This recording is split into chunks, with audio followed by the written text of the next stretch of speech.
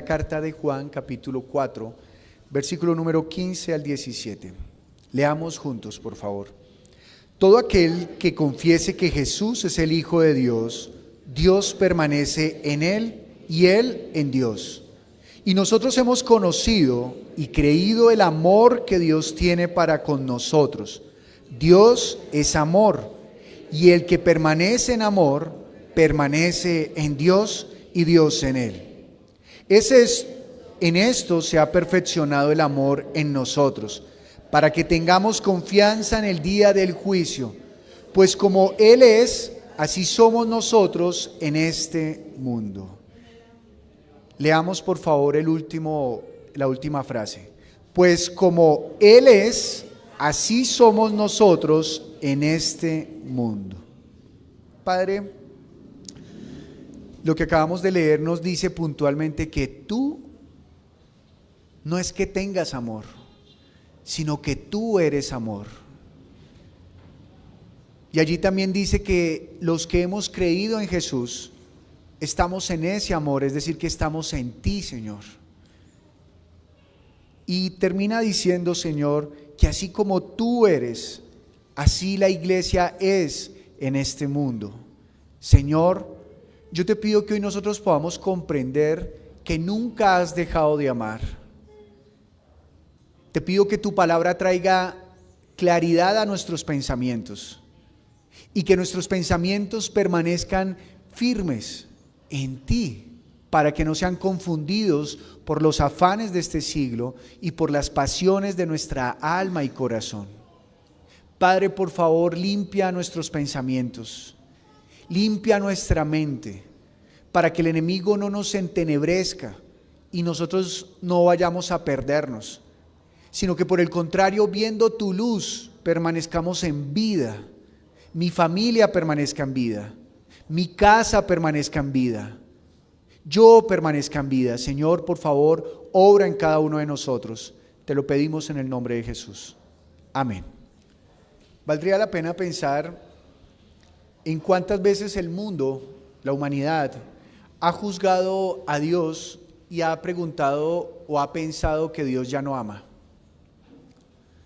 Valdría la pena hacer memoria de los momentos en los cuales usted y yo hemos pensado que Dios ya no nos ama, en los cuales hemos pensado que Dios no nos atiende y no manifiesta ese amor tan grande del cual habla la Biblia que Dios ha dado a nosotros. Y basta con pensar en algunos momentos donde hemos tenido dificultades y en donde hemos clamado y clamado y clamado y no hemos visto la respuesta de Dios. Y bastaría también con mencionar una porción de la Biblia, la cual nos debería hacer reflexionar profundamente en qué es lo que Dios quiere para la humanidad. Y quiero recordarle un punto en el cual le están lavando a Jesús los pies con un perfume muy costoso. Y entonces la Escritura muestra que los discípulos, dice el Evangelio de Mateo, en el otro dice que es Judas puntualmente, muestra que ellos están ocupados viendo cómo se está derramando ese perfume a los pies de Jesús en su cabeza, y ellos están diciendo, esto serviría más para los pobres. Y Jesús contesta con una frase que debería hacernos pensar en el amor de Dios, y la frase que dice es, ella me está preparando para el día de mi sepultura. Pero sumado a esa frase ha dicho también, a los pobres siempre los tendrán. Y en esta última frase quisiera que pensáramos por un momento si eso nos debería hacer pensar que Dios no ama. Porque si Dios nos ama debería acabar con la pobreza, ¿no cree? Ahora bien, quiero llevarlo un poco más allá. ¿Usted ha orado para que se acabe la pobreza? Porque si ha orado para que se acabe la pobreza, está orando en vano, porque Jesús dijo que siempre habrán pobres. Y no está hablando de pobreza espiritual, está hablando de pobreza económica, porque en ese momento estaban juzgando ese acto por la economía. De tal manera que estas tres preguntas que hemos hecho deberían hacernos entender primero qué es lo que Dios quiere que la humanidad busque en Él. Si Él dijo claramente, y la palabra del Señor no puede ser quebrantada, que siempre tendremos a los pobres. De tal manera que la oración pidiendo a Dios que acabe con la pobreza es una oración en vano. El trabajo de nosotros buscando que se acabe la pobreza es un trabajo en vano. Pero eso no quiere decir que no ayudemos al necesitado, porque Él nos enseñó a ayudar al necesitado. Solo que nos debería hacer pensar que nuestro objetivo no es acabar la pobreza. Y todo aquel que prometa eso es un mentiroso o un ignorante o un ingenuo. Porque la palabra del Señor no puede ser quebrantada y Él dijo, siempre tendréis pobres. Ahora, entonces el amor de Dios, ¿cómo deberíamos entenderlo? Dice el texto que acabamos de leer, todo aquel que confiese que Jesús es el Hijo de Dios, Dios permanece en Él y Él en Dios. Es decir, que nos está enseñando que todo aquel que está en Cristo Jesús está en Dios. Y que no hay otra forma de estar en Dios. Pero seguido de esto, dígale al de al lado, lea conmigo, versículo 16, y nosotros hemos conocido y creído el amor que Dios tiene para con nosotros. El apóstol Juan, siendo uno de los últimos en morir, está diciendo, y nosotros hemos conocido y creído el amor que Dios tiene para con nosotros. ¿Quién lo está diciendo? ¿Un hombre rico? ¿Un hombre que lo ha tenido todo?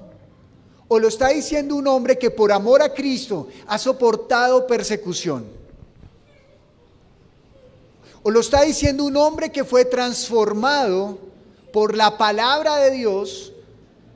Aquel hombre que un día pasando y viendo en un lugar que no recibían a Jesús, deseó que descendiera fuego del cielo y consumiera esa región.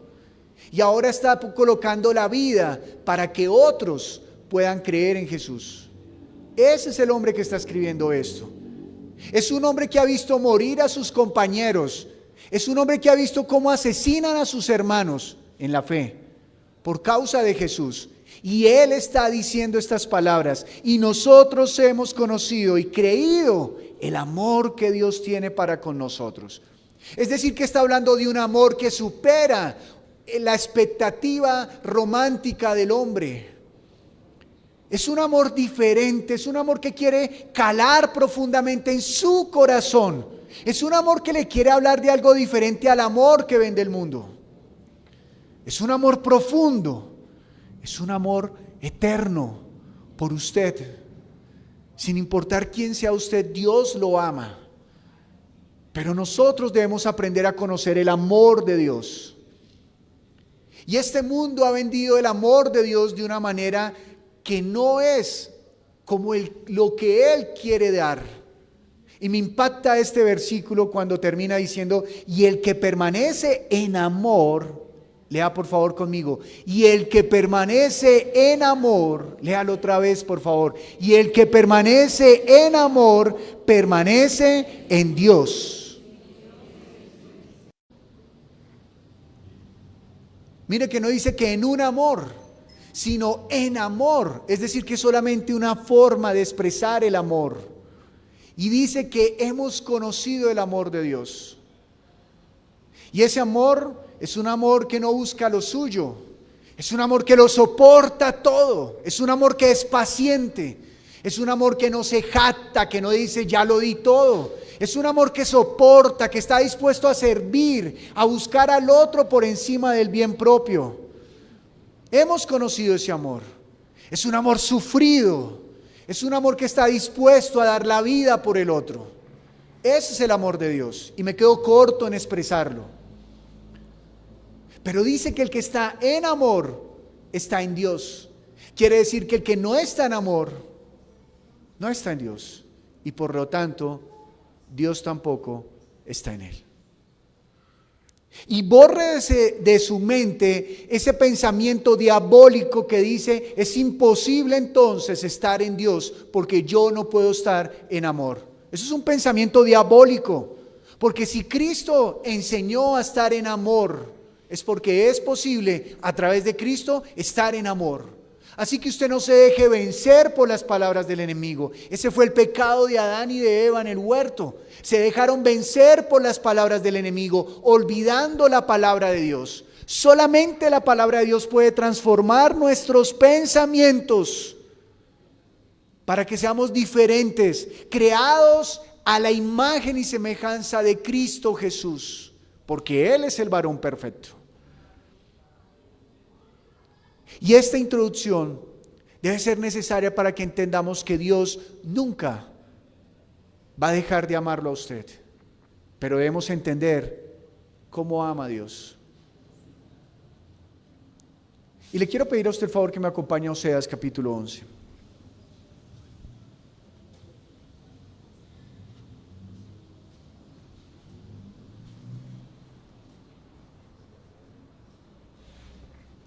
El libro de Oseas ha utilizado varias ilustraciones para hablarnos entre la relación que hay entre Dios y los hombres. La primera ilustración que nos muestra es una ilustración en donde Dios es esposo y su pueblo es la esposa, la amada. Otra ilustración que utilizó es que Él es aquel que siembra, aquel que está labrando la viña, y el pueblo es la viña. Por lo tanto, Él como labrador está esperando fruto.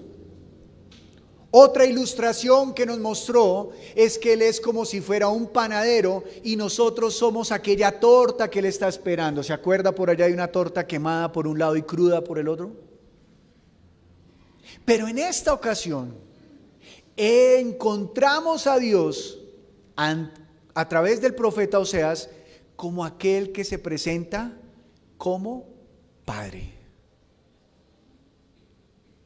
Y esto le ha de rayar la cabeza a algunos, que si bien es cierto, solamente podemos ver a Dios como Padre en el Nuevo Testamento, y eso tiene un sentido del por qué, tiene una respuesta de por qué. No quiere decir que Dios en el Antiguo Testamento nunca se haya manifestado como Padre. Porque Dios no cambia. Dios es el mismo ayer, hoy y siempre. Así que no es que Dios un día dijo, oh, ahora soy Padre. No, Él siempre ha sido Padre. Pero el Antiguo Testamento nos muestra a través de los profetas el por qué Dios no puede ser Padre de alguien. Es más, si usted lee el Evangelio de Mateo, usted se dará cuenta que en ningún momento Mateo dice que alguien no sea hijo. Pero lo que sí dice es que hay hijos que se hacen malditos porque no caminan en la voluntad de su padre. Porque si bien es cierto, Juan en el primer capítulo dice, solo el que crea en Jesús es hijo. Y entonces algunos dicen, Mateo es más condescendiente porque él no dice eso. No, Mateo también tiene su forma de decirlo, dice, y le dirá a unos, acercaos a mí, benditos de mi Padre. Pero a otros les dirá, apartados de mí, malditos, hacedores de maldad. Así que cada uno está comprendiendo a Dios, pero lo explica de manera diferente. Pero es el mismo Dios. Dios siempre se ha manifestado como Padre. Y fíjese cómo Dios habla de Israel. Siempre que usted piense en el primogénito de Dios, no piense en un hombre. En el Antiguo Testamento habremos de pensar en un pueblo, y ese pueblo es Israel. Mire lo que dice capítulo 11, versículo 1. Cuando Israel era muchacho, yo lo amé, y de Egipto llamé a mi hijo. Y fíjese que en este momento está diciendo que él llamó a Israel como muchacho. Cuando Israel era muchacho, cuando era ¿qué? Joven, pequeño, jovencito, como algunos jóvenes que están acá, Rubén, Jesús, Esteban, a ver, veo más jóvenes, Juan, Jeremy, ¿quién más? Que no me alcanza ya la vista, Antonio, sí, Esteban, allá Alejandro, ¿no? Mi querido Brian David, así pequeños. aunque ellos se sienten ya grandotes, ¿no? Pero pequeños así. Era muchacho, como David y como Juan, muchacho pequeño, pero dice que lo sacó de Egipto. Y es necesario recordar que Egipto es un lugar donde, aunque Israel era muchacho, Israel nació siendo esclavo. ¿Israel nació siendo qué? Esclavo. ¿Qué identifica a un esclavo? Por un momento, ¿qué identifica a un esclavo?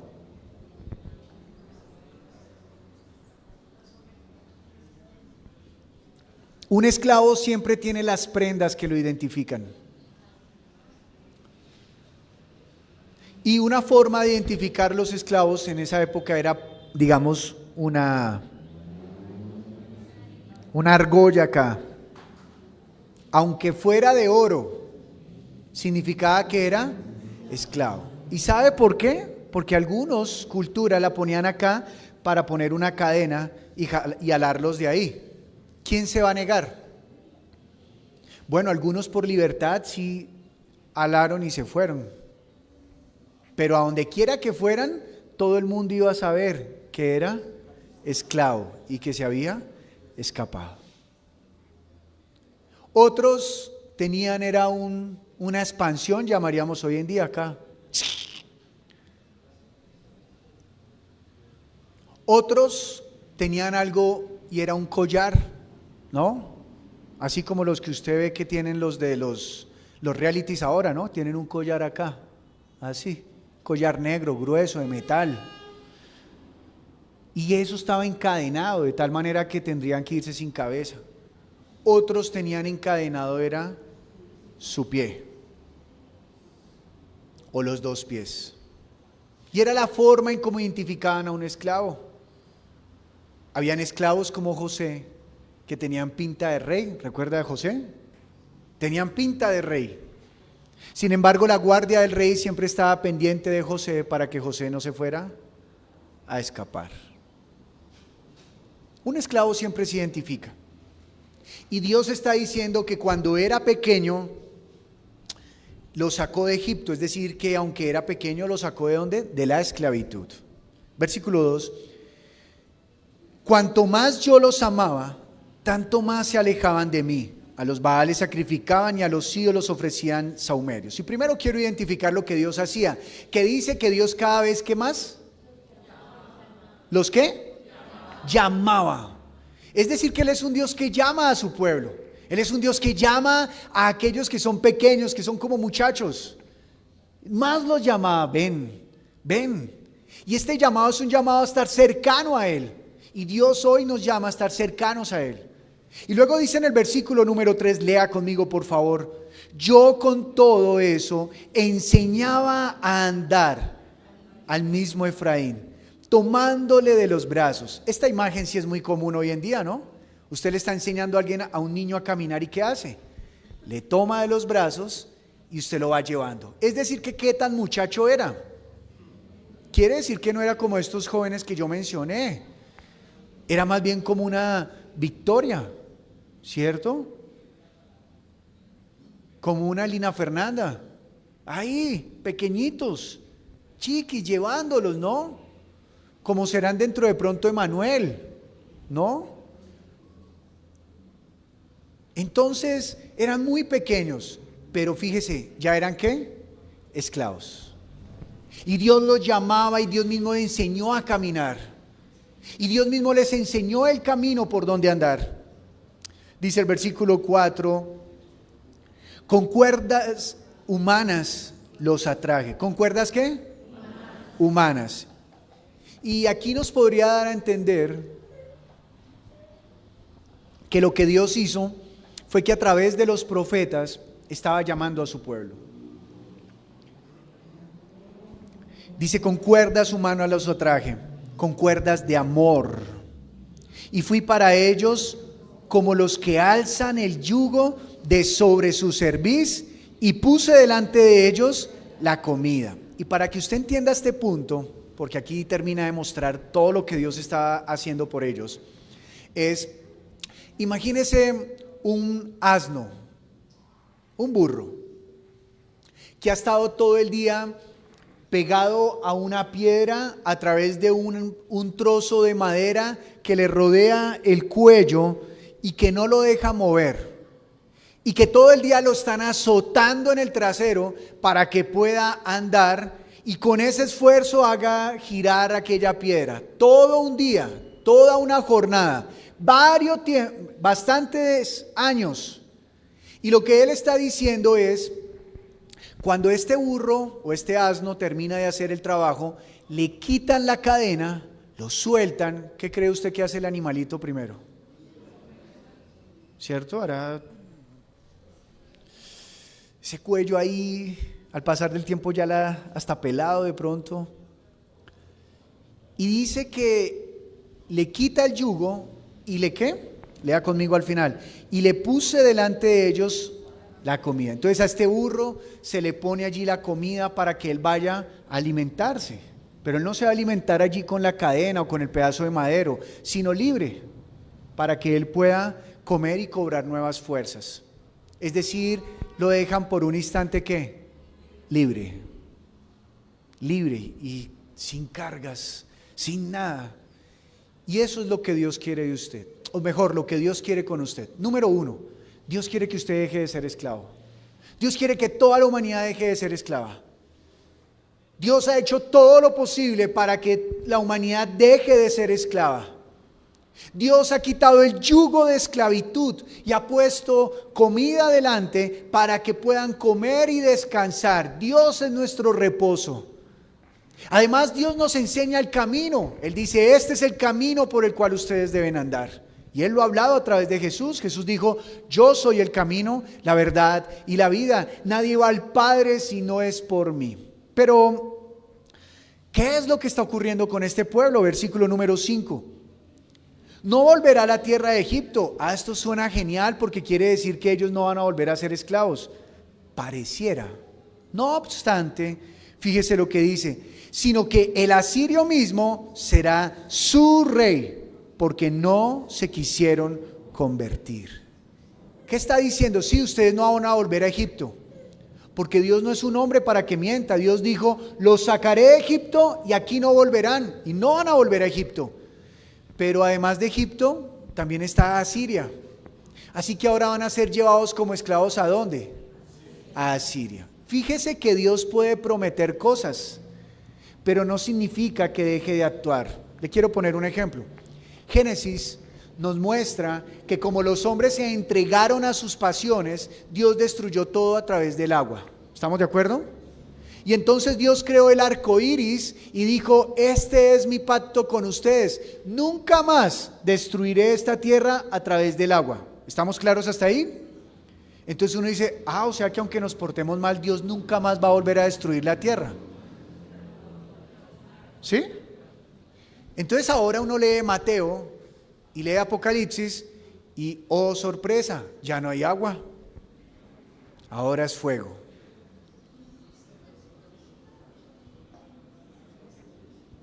Dios malo, se le acabó el amor. ¿Sí? Sepa esto, es imposible decir, o es una mentira decir que a Dios se le acabó el amor. Por una sencilla razón, ¿cuál? Él es amor. Si a Dios se le acaba el amor, ¿quiere decir que ya no hay Dios?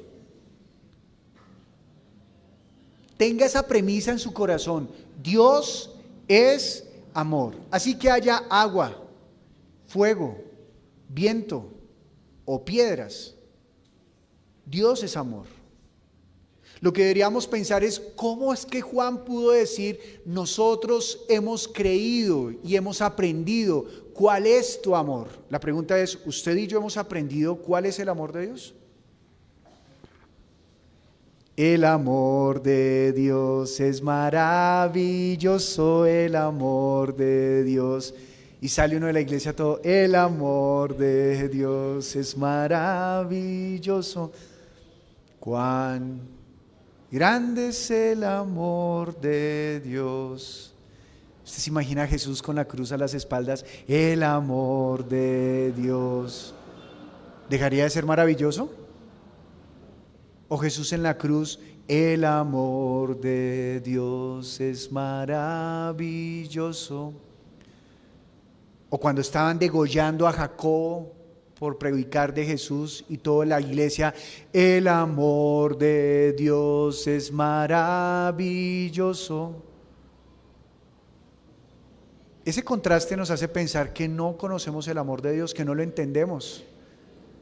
Porque pensamos que el amor de Dios es rozagantes, bien bonitos, bien bañaditos, que no hay razonamiento, ¿cierto? Oliendo a rico, la mesa llena de comida, y ahí sí todos podemos cantar, cuán grande es el amor de Dios. Pero si nos estuvieran persiguiendo de manera violenta, ¿podríamos cantar eso? ¿Usted podría cantarle eso a Dios entendiendo que su hermano, el de al lado, usted no se lo soporta? El amor de Dios es maravilloso. Nos falta comprender cuál es el amor de Dios. Y dice el versículo número 5 al terminar, que ahora no van a volver a Egipto, sino que a Asiria será su rey, es decir, van a volver a Asiria como representación de que un día fueron libres de la esclavitud, pero ahora regresan a la esclavitud por una razón. ¿Cuál? Porque no se quisieron convertir. ¿No se quisieron qué? Convertir. Y yo me acuerdo que en los años 80, pues yo no conocí al Señor en los años 80, pero sé que en esa época hablaban así. Algunos de aquí pueden dar fe de eso.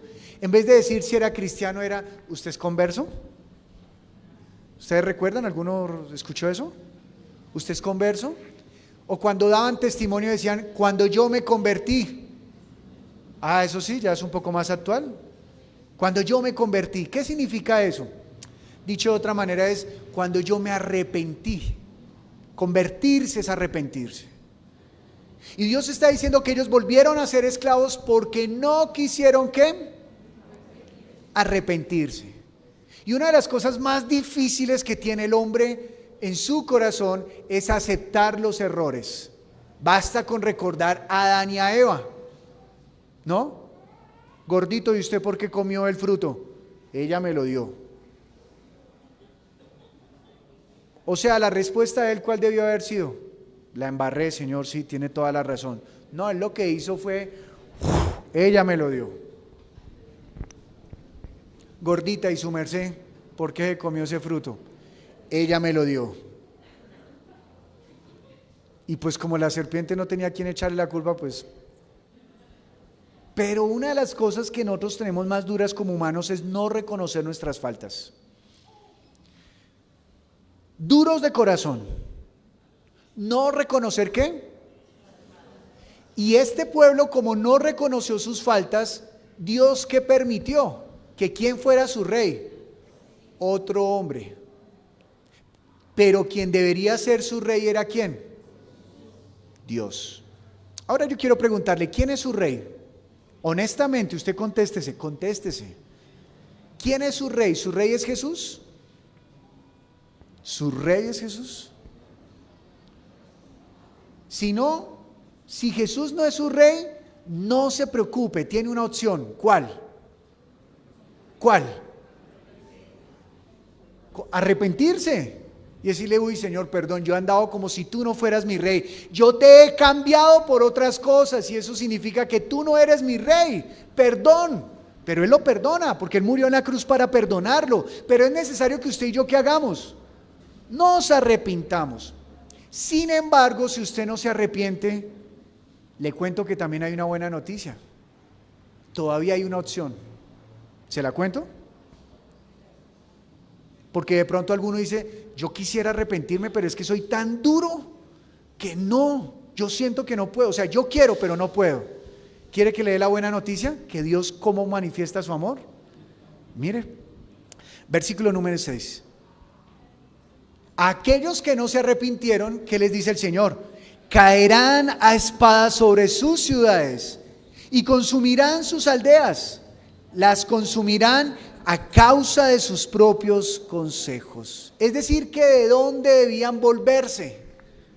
De su propio consejo. Estos eran un pueblo que aunque fueron enseñados por el Señor, comenzaron a andar en su propio consejo. Así que le tengo una buena noticia. Si usted no se arrepiente, Dios creará todo un ambiente para que usted tenga la posibilidad de poder experimentar que es quebrantado. Y en ese momento usted pueda mirarlo a Él. Eso es una buena noticia. Porque quiere decir que Dios lo está llevando a usted al límite para que usted reconozca quién es Él y usted no se pierda. Porque sin Dios usted está muerto. Porque sin Dios usted y yo estamos perdidos. Así que eso deberíamos darle a Dios: Señor, gloria a ti, que eres capaz de arrinconarme por amor, para que yo no me pierda, para que yo no me extravíe y tenga como una oportunidad de arrepentirme de corazón delante tuyo. ¿No le parece algo bueno? Es el momento de decir: el amor de Dios es maravilloso. ¿No le parece? Versículo número 7. Entre tanto mi pueblo está adherido a la rebelión contra mí. ¿Sabe qué significa adherido? Sí, yo sé que algunos dicen pegado. Está bien pensar en eso, no está mal el significado. Adherido es que como la mayoría somos citadinos, no sabemos cómo se adhiere una garrapata a la piel. ¿Alguien ha tenido esa experiencia? Usted ve que una lentejita se le pega al cuero y de un momento a otro esa lenteja se convierte en una full pepa porque usted lo ha alimentado, o mejor, él se alimentó de usted, porque no fue como que usted le dijo bienvenido, sigue, no. Y luego para retirarla normalmente se va con el pedazo de piel, porque es como si usted quisiera retirar a Verónica de Jason, ella como una garrapata, adherido. Pero adherido también significa esto. ¿Qué pasa si abro los dedos? Adherir también significa que depende o pende de algo. Y aquí está diciendo que este pueblo depende ¿de qué? De la rebelión. Es decir, que ellos ahora todo lo que son a causa ¿de qué? ¿Usted entiende lo que está generando en nuestra mente? O sea, está diciendo que ellos van a dejar de ser quienes son si se sueltan de la rebelión. Entonces ellos se agarran y dicen: no, esto es lo que nosotros somos. Y es lo que a veces nos sucede a nosotros. Dios nos ha hablado a través de Oseas de una manera fuerte, no podemos decir que de una manera suave. Oseas, yo estoy feliz porque por fin hemos llegado a los versículos donde, Oseas ya comienza a mostrar la misericordia de Dios. Pero ha hablado de una manera fuerte, ha hablado de una manera donde dice: si tú no me amas, tú no estás en mí. Eso dice el Señor. Y aquí está mostrando que Él está dispuesto a arrojarnos al fuego con tal que nosotros nos doblemos. Y dice: está adherido a su rebelión contra mí, aunque me llaman el Altísimo, ninguno absolutamente me quiere enaltecer. Es decir, que es un pueblo que sí le dice al Señor: tú eres el Altísimo. Yo sé que aquí hay personas que vienen no por Jesús, por algo diferente. Y es triste porque al venir por algo diferente quiere decir que están aceptando que se pierden, que se extravían. Yo sé que hay personas acá presentes que han escuchado la palabra durante más de un mes, pero no están dispuestos a recibirla y vivirla. Y hoy al terminar oraré para que Dios, si es necesario, muestre su amor hasta lo último, que lo someta en el fuego para que esos corazones se puedan salvar, incluido el mío, si es necesario. Porque ninguno estamos exceptos de ello. El enemigo está buscando cómo endurecer nuestra mente, nuestros pensamientos, para que pensamos que tengamos la razón. Hay personas que piensan que esta predicación es un juego de religiones, a ver qué religión gana más. Pero están equivocados. Esto no es ningún juego, primero que todo. Esta es la palabra de Dios que está buscando salvarlo a usted. Y fíjese cómo dice ahora el versículo 8. Entonces, que quede claro algo: ¿Dios los sacó de la esclavitud? Sí. ¿Los recibió como a un niño pequeño? Sí. ¿Les enseñó a caminar? Sí. ¿Los llamaba? Sí. ¿Les alimentaba? Sí. ¿Les daba libertad? Sí. ¿Los amaba? Sí. Sí los amaba y los sigue amando. Los sigue amando. Sin embargo, este pueblo iba tras sus propios pensamientos y estaban adheridos ¿a qué? A la rebelión contra Dios. Pero mire esta frase, y este es el versículo más importante de este capítulo, versículo 8. Y me estremece escuchar a Dios hablar de esta manera. Escuche, ¿cómo podría abandonarte? Y ponga su nombre ahí. ¿Cómo podría abandonarte? ¿Qué está mostrando eso? ¿Que Dios qué quiere? ¿Él desea abandonarlo? Amado, Dios nunca desea abandonarlo, nunca se vuelva a atrever a decir, yo oro y Dios no me contesta. Santiago nos revela, porque ustedes piden y no reciben, porque piden mal, para sus propios deleites. ¿Cómo podría abandonarte? Esto es demasiado bonito. Dios está diciendo, ¿cómo podría abandonarte? Eres duro, pero ¿cómo podría abandonarte? Y dice acá, ¿te entregaré yo, Israel? Israel, ¿tú piensas que yo te voy a entregar? No. Y luego dice, ¿cómo podré yo hacerte como Adma y ponerte como Seboín? Adma y Seboín fueron dos ciudades que fueron destruidas cuando se destruyó a Sodoma y Gomorra. Él dice, yo no los quiero destruir, yo los amo, yo los amo, yo no los quiero destruir. Y dice el versículo 8, mi corazón se conmueve dentro de mí, se inflama toda mi compasión. ¿Usted sabe lo que está diciendo? Mire, ustedes pueden ser malos, le está diciendo al pueblo de Israel, pueden ser malos, me han desechado, se han olvidado de mí, pero ¿cómo podré abandonarlos si mi corazón se conmueve y se inflama de compasión? Es decir, que su corazón lleno de compasión, ¿qué hace? Se engrandece, cada vez tiene más compasión en su corazón, más compasión. Él tiene compasión de los que se están perdiendo. ¿Cómo los dejaré perder? ¿Cómo los dejaré ir? ¿Cómo? Yo quiero que se salven. Yo no quiero que sean destruidos. Yo quiero salvarlos. Hace un momento estábamos reconociendo que hemos sido rebeldes contra Él. Pero ahora Él está reconociendo, yo no puedo parar de amarlos. Los amo. Y esa es la palabra de Dios para con toda la humanidad. Amo la humanidad. No quiero que se pierda la humanidad. Quiero que conozcan mi corazón inflamado de amor, de misericordia. Él está buscando. Él está llamando a usted y a mí. Y dice el versículo 9, no ejecutaré el ardor de mi ira, ni volveré a destruir a Efraín. ¿Qué les está diciendo? Que no los va a destruir. Dios no vino a destruir. Jesucristo dijo, yo no vine a condenar el mundo, yo vine a salvarlo. Yo no vine a destruirlo. Y entonces, porque Dios soy y no hombre, el santo en medio de ti, y no entraré en la ciudad. ¿Qué está diciendo que no entraré en la ciudad? Es decir, que Él no va a ir a ¿qué? A destruirla. ¿Pero va a detener a Asiria? No. Entonces, ¿cómo es esto? Dice que no los va a destruir, pero va a dejar que Asiria vaya. Sí.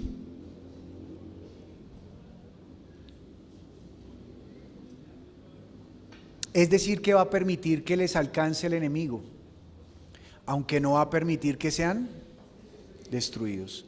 Medite por un momento en eso, mi amado y mi amada. Dios permite que el enemigo nos alcance, pero no permite que seamos destruidos. ¿Usted entiende eso? Él permite que el enemigo venga a nosotros, pero no permite que seamos destruidos. ¿Entiende el amor de Dios?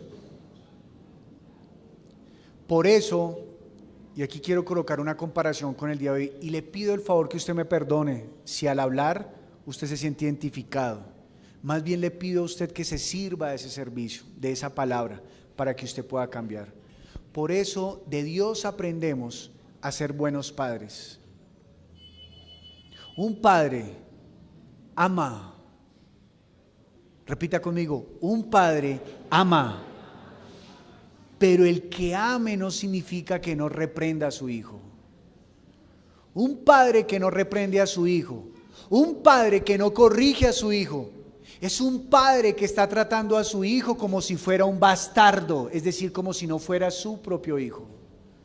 Un padre que no disciplina a su hijo, un padre que no corrige a su hijo, es un padre malvado, malo. Por eso dije al principio que el amor de Dios no es el amor que nos vende este mundo. No es el amor que le dice a los papás, cuidadito con reprender al niño. No, ¿y entonces quién lo va a reprender por mí? No lo reprenda. Eso no es amar, eso es despreciar. Por eso cuando un papá no le pone al hijo el camino correcto para andar, es un papá que desprecia a su hijo, que lo aborrece. Y no lo digo yo. Lea conmigo por favor Hebreos capítulo 12. Porque de pronto dicen, oye, ese pastor ¿de qué está predicando? Qué feo eso. Versículo número 3. Considerad a aquel que sufrió, versículo 4. Porque aún no habéis resistido hasta la sangre, combatiendo contra el pecado. Escuchen, ¿qué tiene que hacer la iglesia? Escuchen lo que está diciendo. ¿Qué tiene que hacer la iglesia? Combatir contra el pecado. La iglesia ha de combatir contra el pecado. Es decir, que la iglesia no es una iglesia que se entrega al pecado, sino que combate contra el pecado. No, pero yo no puedo. Pues tranquilos, que Él dijo que no estaríamos solos. Él está con nosotros. Él envió su Espíritu Santo. Tenemos ángeles que nos sirven y nos fortalecen. No estamos solos. Somos débiles sin Él, pero fuertes con Él. Y luego dice el versículo número 5: y habéis ya olvidado la exhortación que como a hijos se os dirige. La exhortación que como a ¿qué? Es decir, que esta exhortación va ¿para quién? Para los hijos. Y dice así: hijo mío, no menosprecies la disciplina del Señor, ni desmayes cuando eres reprendido por Él. ¿Dios disciplina? ¿Dios reprende? ¿A usted le gusta?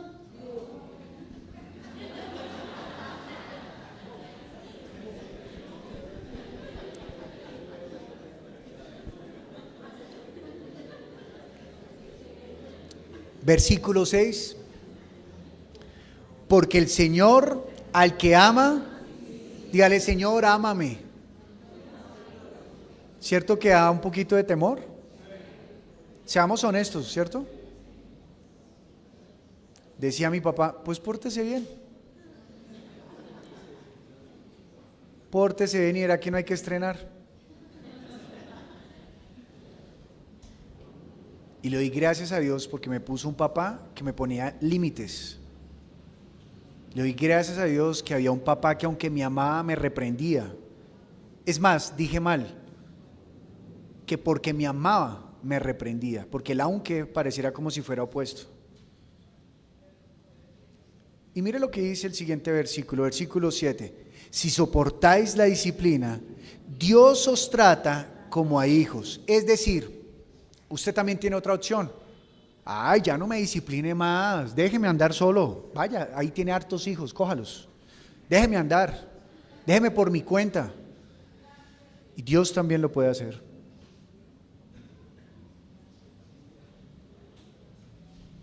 Pero si soportáis la disciplina, Dios os trata como a hijos, porque ¿qué hijo es aquel a quien el Padre no disciplina? Pero si se os deja sin disciplina, de la cual todos han sido participantes, entonces sois y no hijos. ¿Cómo estaba tratando Dios a Israel? ¿Como un hijo? ¿O como un bastardo? Como un hijo. Porque los estaba llevando a Asiria para que fueran allá disciplinados, para que entendieran quién es Él, para que se convirtieran de sus malos caminos. Eso es una buena noticia. Porque Dios podría simplemente decir, ay, pues yo soy Dios, puedo buscarme otro pueblo. Ay, pueblo de Israel, me importan, otro pueblo. Y saca otro pueblo. Y no le importa. Pero Dios, en vez de desecharnos, ¿qué hace? Los voy a poner acá en cloro para que se limpien de sus impurezas y me miren y vuelvan a mí. Amado, Dios permite también, o mejor, Dios nos envía momentos difíciles para que nuestro corazón sea limpio y vuelva a Él, y Él nos trata como hijos. Y termina diciendo, versículo 9, por otra parte, tuvimos a nuestros padres terrenales que nos disciplinaban y los venerábamos. ¿Por qué no obedeceremos mucho mejor al Padre de los Espíritus y viviremos? ¿Qué quiere Dios? Que vivamos. Y aquellos ciertamente por pocos días nos disciplinaban como a ellos les parecía, pero es decir, Dios, para lo que nos es provechoso, para que participemos de su santidad. Es verdad que ninguna disciplina al presente parece ser causa de gozo, sino de tristeza. ¿Se acuerda que le pregunté, ¿y le gusta? ¿Y qué contestó la mayoría? No, porque no es causa de gozo, ni que duele, ni que genera temor, pero es buena. Y dice acá, sino de tristeza, pero después da fruto apacible de justicia a los que en ella han sido ejercitados. Y fíjese que antes dijo que todos los hijos deben pasar por la disciplina. Así que usted y yo hemos de pasar. Amados, nosotros debemos aprender a conocer a Dios. Y hemos crecido con un pensamiento errado, en donde pensamos que Dios, si me ama, es que todo está bien como a mí me parece. Pero Dios nos va a amar con un amor que trasciende los límites del pensamiento del hombre. Así que por favor reciba esta palabra y permita que su mente, su corazón sea transformado para Él. La palabra lo está diciendo, usted y yo necesitamos ser disciplinados. Ahora bien, usted se puede convertir al Señor y aprender a santidad de Él. Santidad es vivir apartados para Él, pelear contra el pecado, resistir hasta la sangre. Pero no se deje separar de Dios. Y si usted se siente separar de Dios, aprenda a orar maduramente. Señor, disciplíname. Hazme entender tu amor. Ámame. Eso es orar maduramente. Inmaduramente es, Señor, si en algo te he ofendido, si de casualidad he pecado, si tal vez he sido imperfecto en algún momento, eso es inmaduro. Porque todavía hay como un poquito de orgullo, como de que hoy pasen limpio, pero ¿qué tal que no me he dado cuenta? Pues si en algo he equivocado, Señor. Una oración madura reconoce quiénes somos delante de Dios y quién es Él ante nosotros. Una oración madura está buscando la santidad de Dios y la bendición real de Dios, que es la vida eterna. Y Dios va a venir por esa iglesia bonita, madura, porque no es suficiente con que lo esperemos. Recuerde, habían 10 que lo estaban esperando, pero habían 5 sensatas y 5 insensatas. Seguramente usted le puede preguntar, ¿usted espera al Señor? Amén, hermano. No le pregunte eso, pregúntele, ¿usted está esperando al Señor? Sí. ¿Y usted es sensato o insensato? Amén, hermano. Confíe, guárdese en Él. Si Él nos disciplina, créame, no es para destruirnos. ¿Sabe quién sí lo va a destruir? Usted mismo se puede destruir. Yo sé que usted le echa la culpa al diablo, pero usted mismo se puede destruir, porque usted es quien toma la decisión dónde estar. O sigue al diablo o sigue a Dios. ¿En las manos de quién está su vida? Puede ser que usted diga en mis manos. Bueno, entonces entréguesela a Dios. Pero por favor no resista más. Póngase a cuentas con Dios. Mire qué bueno, Dios es un buen Padre. No piensa destruirnos, piensa amarnos. Y le doy gracias a Dios por eso. Vamos a orar al Padre, ¿le parece? Gracias. Usted que está allá en internet, por favor, dispóngase en este momento a orar. Y vamos a pedirle al Señor que nos ame con su amor eterno. O mejor, si es necesario y usted reconoce que se ha quedado en sus propios pensamientos, dígale: Señor, disciplíname, porque de nada me sirve ganar el mundo a mi manera si mi alma se pierde. Te invitamos a que te suscribas al canal de Nuestra Iglesia Viva y actives la campanita de notificaciones.